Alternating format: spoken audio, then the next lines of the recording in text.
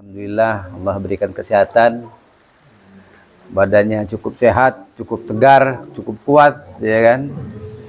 Kalau menghadapi jalan ekonomi syariah, ekonomi Islam, kepengen juga. Sebenarnya mereka ada acara besok, tapi mungkin tawaran ke Pak Kana lebih punya magnet, ya kan.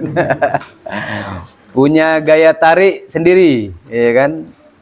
Sehingga saya yang direncanakan singkat bisa hadir ke sini. Qadarullah lah, ya kan. Saya dulu juga punya ada kampung binaan itu namanya penjemuran, Bu.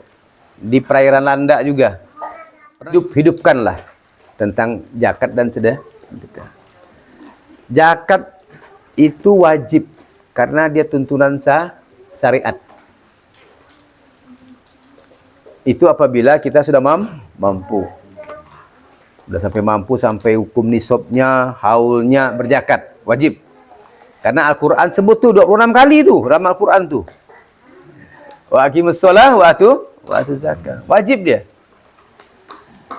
Nanti yang selebihnya tanya Ustaz Edi yang ngetem di sini ya. Nah, tanya Ustaz Syarif. Nah, tanya Ustaz Muzakir kita. Tanya Ustaz Jamal. Nah, jadi ada 4 prinsip ya. Yang pertama, 4 prinsip zakat dan sedekah ya. 4 prinsip zakat dan sedekah. Yang pertama, zakat wajib.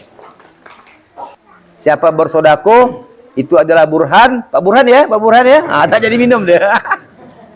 Itu adalah ATM. Anak-anak tuh diingatkan sodako gitu.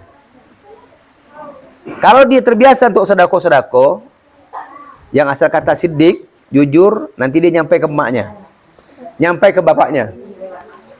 Ya, bisa kan? Masjid Taqwa saya pernah ceramah malam Ramadan di sana di 2 tahun yang lalu sih. Masjid itu sodako untuk membangun masjid ini tidak ada proposal yang keluar. Dibangun dari radius 500 meter, diambil dari yang kecil sampai yang tertinggi. Begitu cara kita membangun kemandirian. Bisa ibu-ibu ya.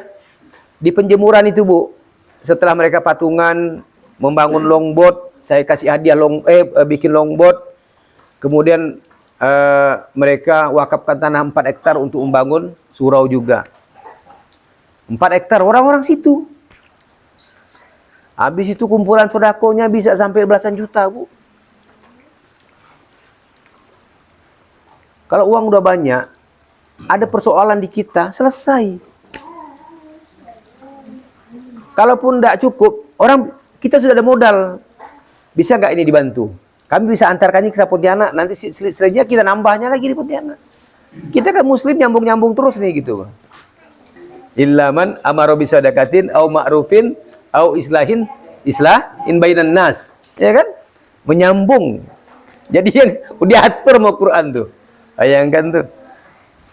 Jadi pentinglah ya sodako ya. Nanti kalau kita mau belajar bab sodako ini, di Al-Quran itu dikhususkan ada ayat Al-Baqarah 177 tuh.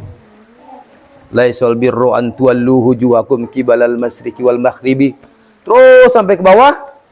Ulaikal ladzina sodaqu wa ulaika humul muttaqun. Jadi syarat orang yang bertakwa itu adalah orang yang bersodako. Kalau kita tidak bersodako, maka kita bukan orang yang bertakwa. Takwa itu disampaikan di tiap Jumat di sini. Ittaqullah. Ya, ibu-ibu ya, mungkin ini yang dapat saya sampaikan. Walaupun saya pikir singkat, tapi pentingnya lembaga saya ini adalah lembaga untuk menganjurkan orang bersodako. Sebenarnya saya turun nih, sebenarnya ngambil sodako nih kan, karena perintahnya ambillah. Tapi saya titipkanlah sama takmir masjid di sini, hidupkan sodako, biarpun 2.000 tiap Jumat. Ibu-ibu akan merasakan bagaimana keberkahan, kenyamanan, dan niatkanlah sodako itu untuk sesuka hatinya. Untuk yang jelas ya untuk sakinah, untuk ketenangan ya. Yang jelas untuk sakinah, untuk ketenangan. Ketenangan hidup. Kata Quran itu, kalau kita tenang, kita akan menang. Ya. Maka kita perlu ketenangan dalam Islam itu, maka kita harus bersedekah. Kita harus berbagi. Bagi pikiran, bagi tenaga, maupun bagi uang.